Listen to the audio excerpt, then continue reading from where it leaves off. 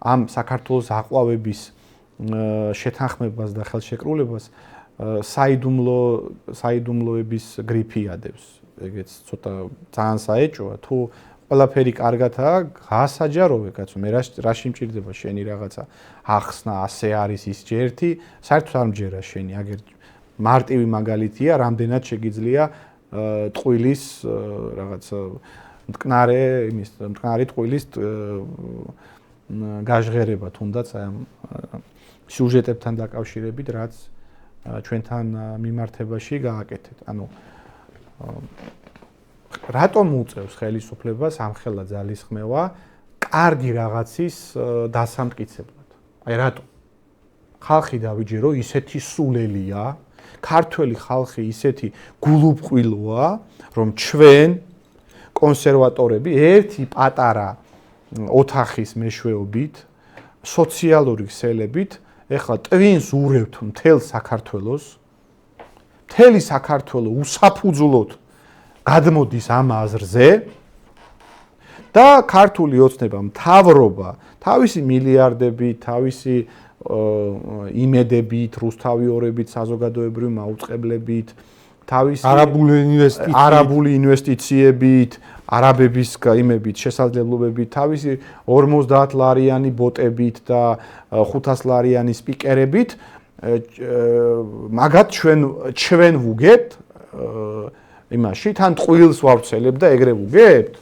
ჩვენ მაგრები ყოფილობთ, კაცო. გებელსი ეხლა ალბათ იმაში საფლავში ტრიალებს, ჩვენ ვიმყოფილვართ. ანუ სასტრაფოდ ჩვენი მეთოდოლოგია არის ჩემი აზრით უნდა აღიწეროს, იმიტომ რომ ჩვენ რასაც ვახერხებთ, ცხოვრებაში არავის არ მოუხერხებთ. და მაგასაც ხო ამბობ. ბადალი არ ყოლია პროპაგანდაში. რეაგირებას ხო ითხოვე. რეაგირებას ითხოვე, მოდი აი ყობახიძის კომენტარიც გავაკეთოთ და მე რეაგირების ნაწილზე ისა ვაჩვენოთ და მე რეაგირების ნაწილზე გადავიდეთ. ეს კამპანიაც იყო ერთი ხელიდან კოორდინირებული და ზუსტად იგივე ხელი მართავს ამ პროცესებს, ვინც მართავდა მანამდე რევოლუციურ პროცესებს. თავიდან შემოიყვანეს სენაზე ლელო, მას დააწყებინეს კამპანია ამ უპრეცედენტო და უნაკლო ინვესტიციის წინააღმდეგ. შემდეგ თანდათანობით გაწიეს გვერდით ლელო და გადააბარეს ეს კამპანია ალტინფოს, პატრიოტ ალიანს, ნაცების ახალგაზრდულ ფრთას, ამ შაბნელ ძალებს ერთიანად რო შევაჭამოთ, ხო? ნუ აქეთ ჩანს ძალიან მარტივი კოორდინაცია. რეალურად რა თქმა უნდა, ისინი პროექტის განხორციელებას ხელს ვერ შეუშლიან, უბრალოდ მათ სურდათ ერთადერთი რამე, რომ ის პროექტი, რომელიც არის მართლა უპრეცედენტო და რომელსაც შეუძლია ჩვენი ქვეყნის ეკონომიკურ განვითარებაში განსაკუთრებული წვლის შეტანა, წარმოიჩინათ ნეგატიურად. გარკვეულწილად ეს შეძლეს, მთელი კამპანია იყო ამისათვის მომართული და ეს ყველაფერი იყო გარედან დაფინანსებული და გარედან მხარდაჭერილი, თუმცა რა თქმა უნდა, ისინი ვერ მიაღწევენ მთავარ მიზანს, პროექტი განხორციელდება და 11 მილიარდი ლარით გამდიდრდება ჩვენი ეკონომიკა და ეკონომიკის გამდიდრება, ქართული ეკონომიკის გამდიდრება ნიშნავს რა თქმა უნდა ამ სიკეთის გავრცელებას ფართო საზოგადოებაზე. ხო, თქვენ შეგიძლიათ თავად განსაჯოთ, რას ნიშნავს 100 მილიარდი ეკონომიკისთვის მარტო ერთი პროექტის ხარჯზე 11 მილიარდი ლარის დამატება. უბრალოდ ნახე როგორი რაღაცა რას ნიშნავს ესენი არიან ერთი ხელიდან მართულები და გარედან დაფინანსებული. ჯერ რა დაფინანსებაზე ლაპარაკობთ, რავი, აი როგორ არ გწვენიათ ხალხო. აი საზმაუს ჟურნალისტი რო იყო, იმას უთხარი, მეგონი იმის კამერა ღირდა უფრო მეტი ვიდრე მთელი ჩვენი აპარატურა რაც აქ გაგვაჩნიათ და რა ვიცი, ერთი ოთახი გვაქვს იმის რა ქვია, სტუდიად მოწყობილი და მასე მაუწყებლობთ. აი რა დაფინანსებული, რაში გამოიხატება დაფინანსებული უცხოეთი? რა უცხოეთმა იყიდა კონსერვატორები deep state-ი აფინანსებს? ბიჭო, სიგნალის ფინანსები არა გვაქვს, რომ საქართველოში ტელევიზიის სიგნალი ანტენებზე გაუშვა მთელი საქართველოს მასშტაბით. რაში გამოიხატება? ვინმე უგისყიდა და გაფინანსათ. სიგნალს ვერ უშვებთ უბრალოდ ყველა ტელევიზორში რომ ანტენაზე ჩავრთოთ. და 7 მილიარდი შემოიტანეს არაბებმა. თავრობა გაიყიდა. ანუ აი სული გაყიდეს, მიწას ყიდიან. იმხელა ფულით შემოვიდნენ არაბები და ჩვენ არა გვაქვს აი სიგნალის ფული, რომ ანტენაზე გავუშვათ გადაცემები. ერთი კამერა ახის ამათი ტელევიზიების, რომლებიც მთელი დღე გავეშებულებია სიუჟეტებს აკეთებენ ჩვენს გასაშავებლად. კი და მთელი ჩვენი აპარატურის ფასი ღირს ერთი ამათი. არა, უფრო ძვირი. ხო, უფრო ძვირი. და ბიჭო, ამას რო კადრულობს. ამას რო არ თაკილობს პრემიერ-მინისტრი, ეს ხო არ არის რაღაცა წვრილმანი ბოტი, რაღაცა ტროლი, რომელიცაც არ არის პრობლემა რეპუტაციული დარტყმა მიადგეს. პრემიერ-მინისტრი ხარ, შეგაი ადამიანი. პრემიერ-მინისტრი შეიძლება მასე დაეცეს, რომ არაბული კომპანიის PR მენეჯერად და წვრილმანი ტროლ ბოტების ტექსტებით მოლაპარაკე ხარისხამდე დაეცეს მისი ტექსტები, ხო, რა ვიცი და მე აი უბრალოდ კითხვა ხო ჩდება შენ არა ხარ დასანქცირებული, აი ყობახიძე არ არის დასანქცირებული დასავლეთიდან. ჩვენ დაგვასანქციეს, ჩვენი თანამებრძოლები არიან დღესაც მაგნიცკის სიაში. ხო? და რა ვიცი, რა ლოგიკით? ან დასავლეთს რო ვაკრიტიკებთ შენზე მეტად. დასავლეთის პოლიტიკას რო დღეს ვაკრიტიკებთ შენზე მეტად და შენ ოდესმე რო გიკრიტიკებე, იმაზე მეტად ვაკრიტიკებ და ყოველთვის ვაკრიტიკებ. აი შენ საერთოდ მაგას რომელი NGO-ებში მუშაობდი?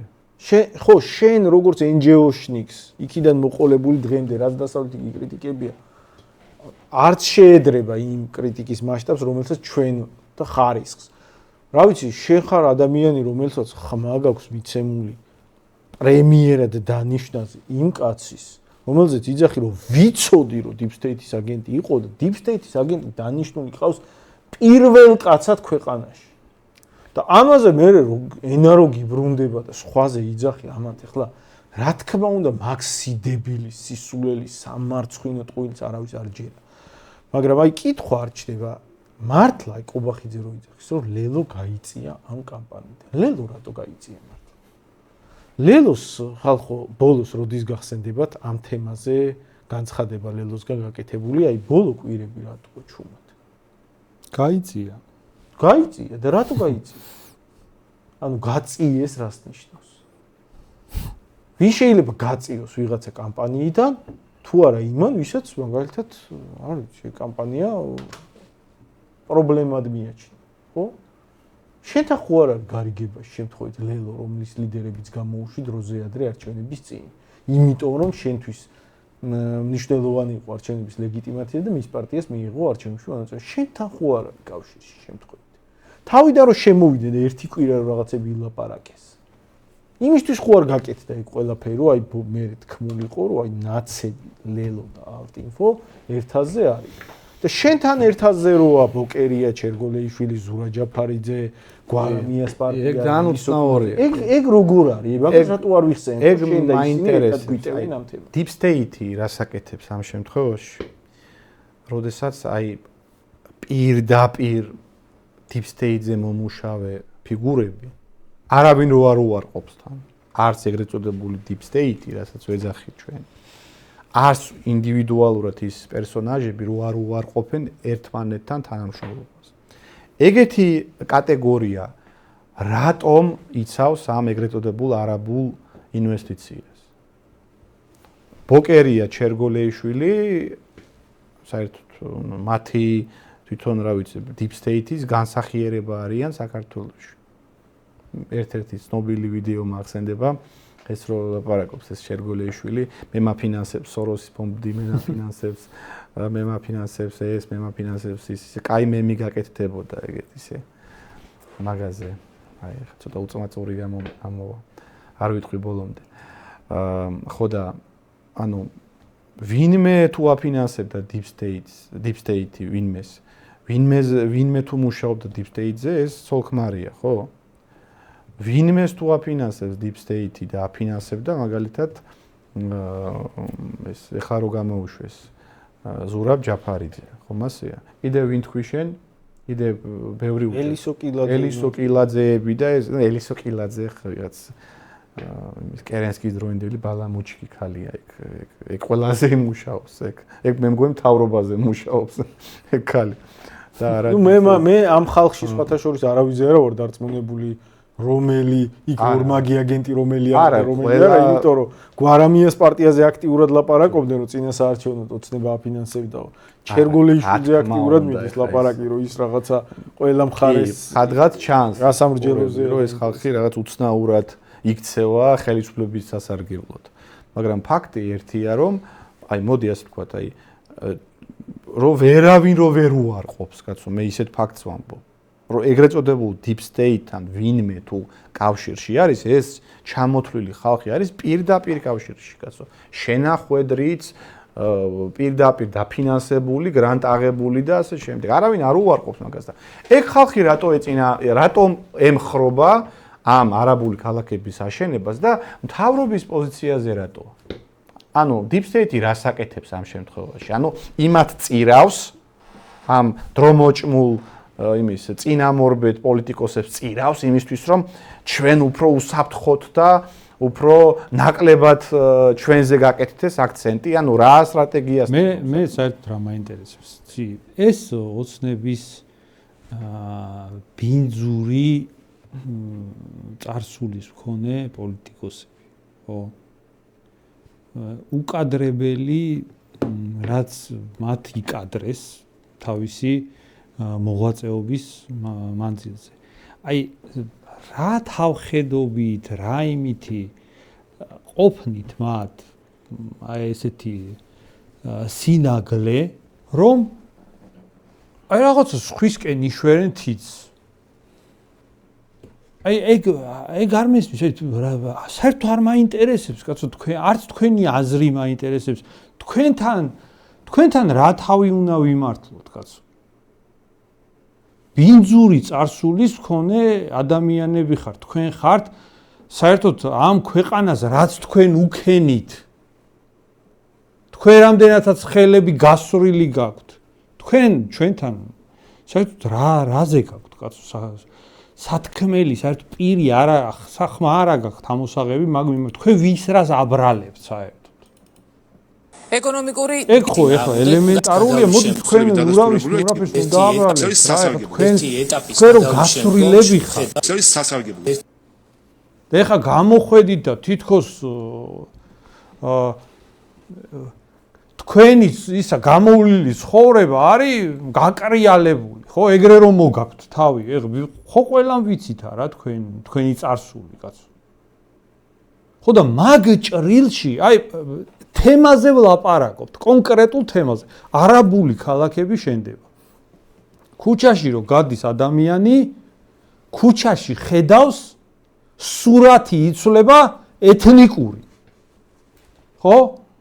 და მაგაზე პასუხი ეგ იდიოტობაა, რასაც თქვენ ლაპარაკობთ, რომ ესენი ერთი ხელით იმართება. რა შუაში აქ ჯერ თქვენ რა მართვაზე უნდა ილაპარაკოთ და მერე არ იცვლება ქუჩაში? ქალაქები არ შენდება. ეგ არის პასუხი, რომ ერთი ხელით იმართებიან? ანუ აშენდეს ქალაქები?